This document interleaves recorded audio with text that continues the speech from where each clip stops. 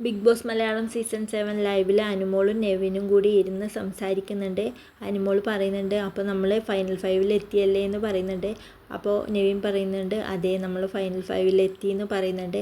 അപ്പോൾ അനുമോൾ പറയുന്നുണ്ട്, ഞാൻ ആദ്യം ഒരു 2 ആഴ്ച നിന്നിട്ട് പോകാമെന്ന് വിചാരിച്ചിട്ടാണ് വന്നത്. പക്ഷേ ഒരു 80 ദിവസമൊക്കെ ആയപ്പോൾ എനിക്ക് ഏകദേശം ഒരു ആത്മവിശ്വാസം വന്നു. ഞാൻ എന്തായാലും ഫൈനലിൽ എത്തും എന്നുള്ള ഒരു ആത്മവിശ്വാസം വന്നു എന്ന് പറയുന്നുണ്ട്. അപ്പോൾ നെവിൻ പറയുന്നുണ്ട്, ഞാൻ എല്ലാ ആഴ്ചയും പെട്ടിയൊക്കെ പാക്ക് ചെയ്ത് പോകാൻ റെഡി ആയിട്ടിരിക്കും. പിന്നെ ഒരു 50 ദിവസമൊക്കെ കഴിഞ്ഞപ്പോൾ ഞാൻ എന്തായാലും എപ്പോൾ വേണമെങ്കിലും പോകാമെന്നുള്ള ഒരു രീതിയിൽ എപ്പോഴും പെട്ടിയൊക്കെ പാക്ക് ചെയ്ത് റെഡി ആയിട്ടാണ് നിൽക്കാറെന്ന് പറയുന്നുണ്ട്. അപ്പോൾ അനുമോൾ പറയുന്നുണ്ട്, ആഹാ നിൻ്റെ നാടകമായിരുന്നില്ലേ, അപ്പോൾ ഈ പെട്ടിയൊക്കെ പാക്ക് ചെയ്ത് വെച്ച് പ്രേക്ഷകരുടെ വോട്ട് കിട്ടാൻ വേണ്ടിയിട്ടുള്ള നാടകമായിരുന്നില്ലേ എന്ന് പറയുന്നുണ്ട്. അപ്പോൾ അത് കഴിഞ്ഞിട്ട് അനുമോൾ പറയുന്നുണ്ട്, പ്രേക്ഷകരോടാണ് നന്ദി പറയേണ്ടതെന്ന് പറയുന്നുണ്ട്. പിന്നെ ലാലേട്ടൻ അന്ന് വഴക്ക് പറഞ്ഞ ദിവസം നീ പോവുമെന്നാണ് ഞാൻ വിചാരിച്ചത്.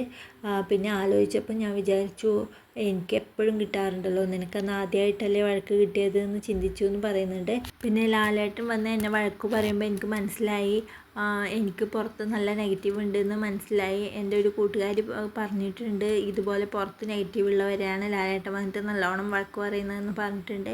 പിന്നെ അത് കഴിഞ്ഞിട്ട് ഷിയാസ്ക വന്നപ്പോഴും എന്നെ പാവയ്ക്ക് എടുത്തെറിഞ്ഞപ്പോൾ എനിക്ക് മനസ്സിലായി എനിക്ക് നല്ല നെഗറ്റീവ് ഉണ്ട് പുറത്ത് എന്ന് മനസ്സിലായി. പക്ഷെ അമ്മ വന്നപ്പോൾ അമ്മ ഒന്നും പറഞ്ഞിട്ടുണ്ടായിരുന്നില്ല, അമ്മ കാര്യമാണ് ചെയ്തത്. പിന്നെ മസ്താനി വന്നപ്പോഴും ഈ പ്രാവശ്യം റീ എൻട്രിക്ക് എല്ലാവരും വന്നപ്പോഴും എല്ലാവരും പറഞ്ഞതിൽ നിന്ന് എനിക്ക് മനസ്സിലായി എനിക്ക് പുറത്ത് കുറേ നെഗറ്റീവ് ഉണ്ട് എന്ന്. പിന്നെ എൻ്റെ അച്ഛൻ്റെ വീഡിയോ വന്നപ്പോഴും അതിലും അച്ഛൻ്റെ മുഖം വല്ലാണ്ടുണ്ടായിരുന്നു.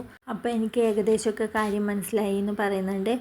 പിന്നെ അനുമോൾ പറയുന്നുണ്ട്, നിനക്കും ഷാനവാസിനും നൂറയ്ക്കും ഒക്കെ പുറത്ത് നല്ല പോസിറ്റീവ് ഉണ്ട് എന്ന് വന്നവർ പറഞ്ഞിട്ടുണ്ടായിരുന്നു എന്ന് പറയുന്നുണ്ട്.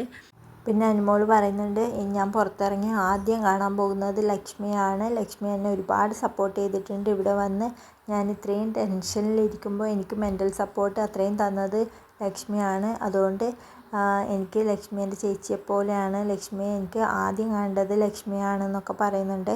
പിന്നെ അനുമോൾ പറയുന്നുണ്ട്, എനിക്ക് ആദ്യമൊന്നും ലക്ഷ്മിയെ ഇഷ്ടമേ അല്ലായിരുന്നു. പക്ഷേ ഇത്തവണ ലക്ഷ്മി വന്നപ്പോൾ എന്നെ ഒരുപാട് സപ്പോർട്ട് ചെയ്തു. ഞാൻ ഇത്രയും വലിയ പ്രശ്നം ഉണ്ടായപ്പോൾ ഞാൻ ആകെ തകർന്നു പോയി. ആ സമയത്തൊക്കെ എൻ്റെ കൂടെ നിന്ന് എനിക്ക് അത്രയും മെൻ്റൽ സപ്പോർട്ട് തന്നത് ലക്ഷ്മിയാണ്. അപ്പം നെവിൻ പറയുന്നുണ്ട്, എനിക്കും ലക്ഷ്മി നല്ല മെൻ്റൽ സപ്പോർട്ട് തന്നിട്ടുണ്ട്. അതുകൊണ്ട് തന്നെ എനിക്ക് നന്നായിട്ട് അറിയാം ലക്ഷ്മിയുടെ ക്യാരക്ടർ. പിന്നെ ലക്ഷ്മിയുടെ ഒരു കാര്യമുണ്ട്, ലക്ഷ്മി ആരോടെങ്കിലും ആയിട്ട് വഴക്കിടുന്നുണ്ടെങ്കിലും ആരെങ്കിലും വന്ന് എന്തെങ്കിലും പറഞ്ഞുകൊണ്ടിരിക്കുന്നുണ്ടെങ്കിലും ലക്ഷ്മി അതൊന്നും മൈൻഡ് ചെയ്യില്ല. അത്രയും സ്ട്രോങ് ആണ് ലക്ഷ്മി എന്നൊക്കെ നെവിനും പറയുന്നുണ്ട്.